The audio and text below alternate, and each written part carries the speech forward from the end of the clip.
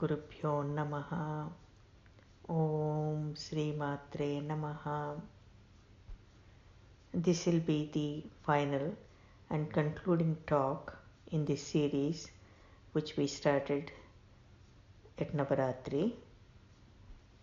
Here I want to share with you what Maharishiji has said about psychic powers.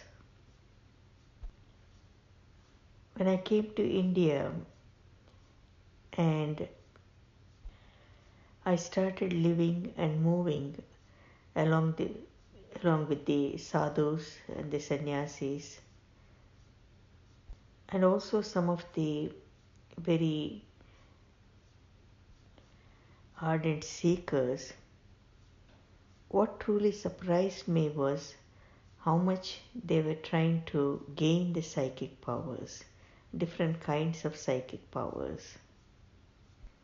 During all my years of sadhana, my mind was not on gaining psychic powers, and after I took the siddhis, and I naturally gained some siddhis, but I never had the desire to gain psychic powers as such. Some of these psychic powers are also termed as clairvoyance, and they seem to be on so many levels. One of the devotees asked Maharishiji if it was wrong to wish for psychic powers or clairvoyance, and is it wrong to think about it? Then Maharishiji said, yes, it is wrong in the sense that when we compare that aspiration of cultivating some powers with our aspiration to gain cosmic consciousness through meditation, so when compared to the aspiration of gaining cosmic consciousness quickly, then this aspiration of cultivating these psychic powers is a small thing. And he further explained that it compares with a road leading to the fort, and capturing the fort suddenly, quickly, and gaining mastery over the whole of the territory belonging to the fort. Or it is not going to the fort directly and getting to this gold mine on this side and some silver mine on the other side, here and there. And so this is the difference of trying to gain the cosmic consciousness directly and then getting lost and deviated with the psychic powers on the way. Then there was a further question, what if the experiences come in the subtle state, and how does one deal with them? So Maharishiji said, if it comes by itself, we don't reject it, because so many things come meaningless. When something meaningful comes, we don't reject it. In the same way, when something meaningless comes too, try not to reject it. If some of these powers come, and they do come with the growth of purity in life, nature will support. But his clear instruction was not to aspire to something and not to encourage. Some bodies are different, and some bodies are more susceptible to certain powers and the others more to certain others. All these forces, they are bits of force here and there, and what we are doing in this is gaining the fullest support of the Almighty Nature. So gaining the cosmic consciousness means having our individual life established on the level of cosmic life. And then the cosmic life becomes responsible for the entire cosmos. So here we have the almighty power of nature on one side, and these small bits of power on the other. So now we have to make a choice of gaining the support of the Almighty Nature on one side and gaining the support of this power or that power.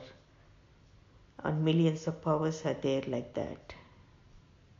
So here the clear instruction and the advice is that we don't reject the bits and pieces, but at the same time we don't accept the bits at the cost of the whole. You just go for the fort and capture the fort.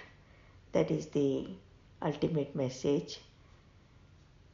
The security for the whole is more necessary than trying to gain these bits.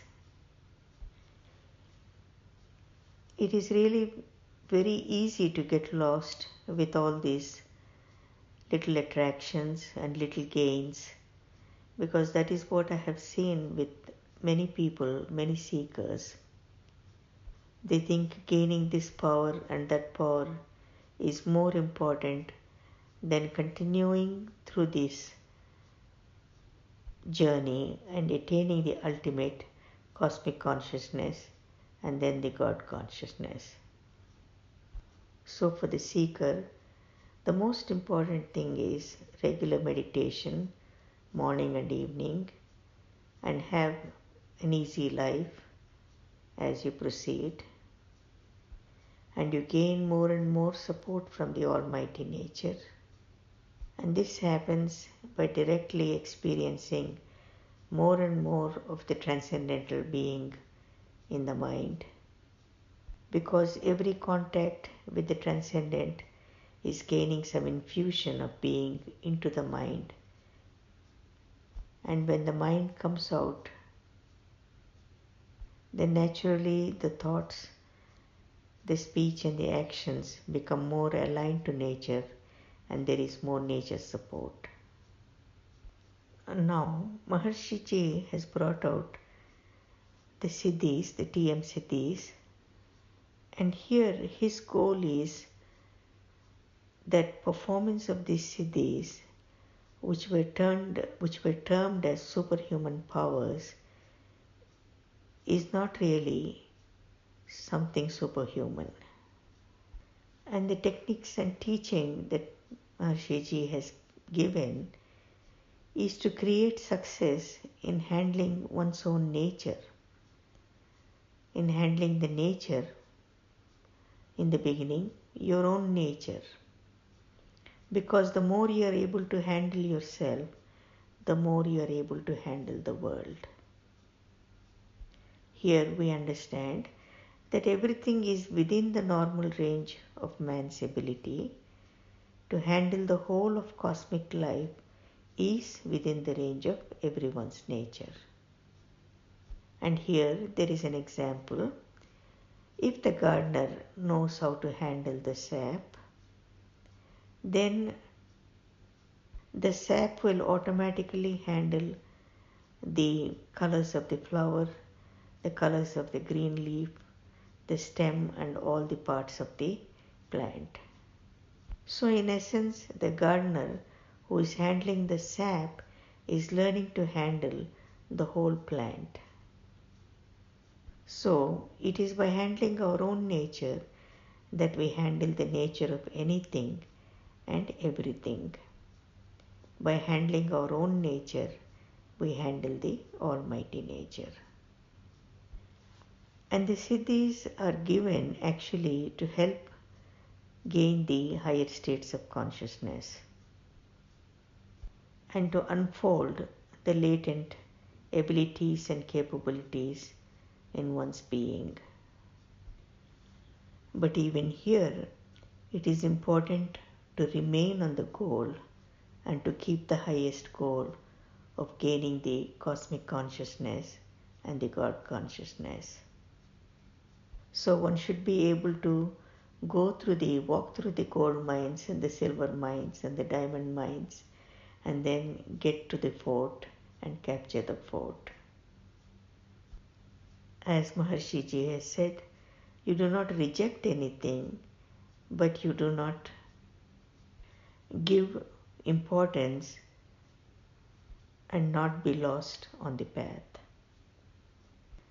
And finally, when one is transcending regularly and one is doing the sadhana, whatever the program that one is following, and one is gaining the natural support and gaining more peace and more happiness, then it's important to not desire anything less than the best. It is very important to not desire anything less than the highest. So the ultimate message is, don't desire anything less than the supreme for yourself, individually, and for the whole mankind, because you will get what you desire. So don't desire for anything small, or you will be left with something small. So whether it is for yourself, for your family, for your fulfillment of your desires, or for the society, or for the country, always try to think of something big. And finally, it's very important to understand that the success of any great man depends on the sattva. With regular meditation, sattva will be maintained and it will grow, and all the right behavior and right values will also start growing and will be there. And everything will go by itself and all success will be yours. Just have a natural attitude. Take things as they come. This is what Maharishiji has said. Do not carry the sense of right and wrong too much in your mind. Just simply have a natural attitude. But if you know that something is not right, refrain from it. But at the same time, don't regard everything in the world as not being right. Most importantly, gaining the grace of God, grace of the Almighty Nature is not difficult.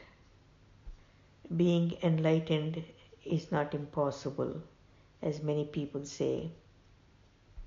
One should be enlightened in this life because this is life that you know, and all enlightenment happens in this body only. So this Jivan Mukta, attaining this eternal freedom, can only happen when you have the body.